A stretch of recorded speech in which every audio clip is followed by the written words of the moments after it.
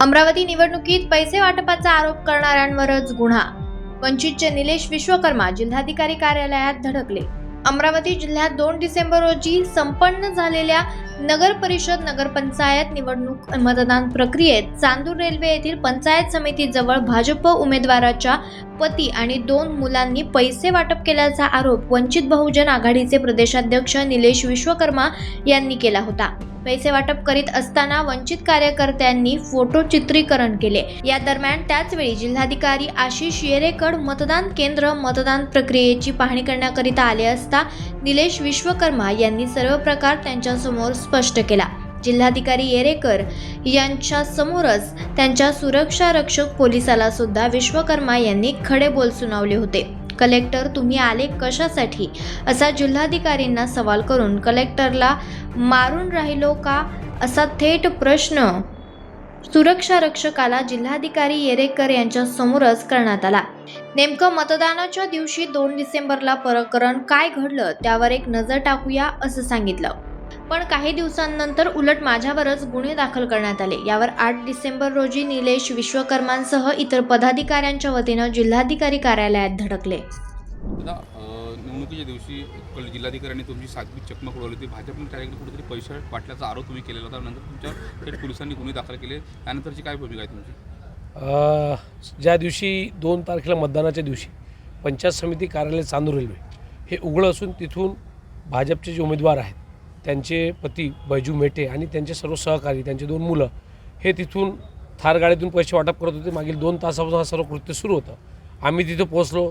तिथं प्रथमदर्शनी आमच्या लोकांनी चित्रण केलेत, फोटो काढले आणि त्याचवेळी कलेक्टर साहेब माननीय चांदूर रेल्वेला त्यांचा बूथ निहाय दौरा होता.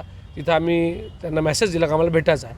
भेटासाठी गेलो आणि त्याला चकमक म्हणता येणार नाही कारण का एक तरुण यूथ राजकारणी म्हणून मी माझी भूमिका तिथं मांडली. निश्चितच मला तर दुःख हे आहे की एक IAS अधिकारी आणि तो यूथ आहे. तर आमच्या अपेक्षा यूथपासूनच आहेत कारण या अशा ज्या घटना होतात. माझं 9 वर्षाआधी जेव्हा मी निवडणूक लढलो होतो तेव्हा 120 असताना माझा पराभव झाला नगराध्यक्षासाठी आणि आता महिला रोस्टर आलं. म्हणजे एखाद्या तरुणाने या सिस्टीमच्या लढायचं ठरवलं तर किती वर्ष संघर्ष करायचा. सिस्टीमला त्यांनी कुठंतरी कलेक्टर समोर आमच्या अपेक्षा होत्या की तात्काळ चौकशी करायला पाहिजे. 6 दिवसानंतर काल मला कळलं की माझ्यावर गुन्हा दाखल झाला. कबकी केल्याचा आरोप तुम्ही केलेला होता. असं असते की एका यूथ पॉलिटिशियन म्हणून माझ्याकडे ज्या गोष्टी होत्या त्या त्यांना मांडायच्या होत्या. कलेक्टर साहेब त्यावेळेस ऐकण्याच्या मानसिकतेत नव्हतं म्हणून त्यावेळेसचा तो स्टँड असतो. आणि आपण कोणाकडे घरानं म्हणायचं कारण आचारसंहिता लागलेली आहे.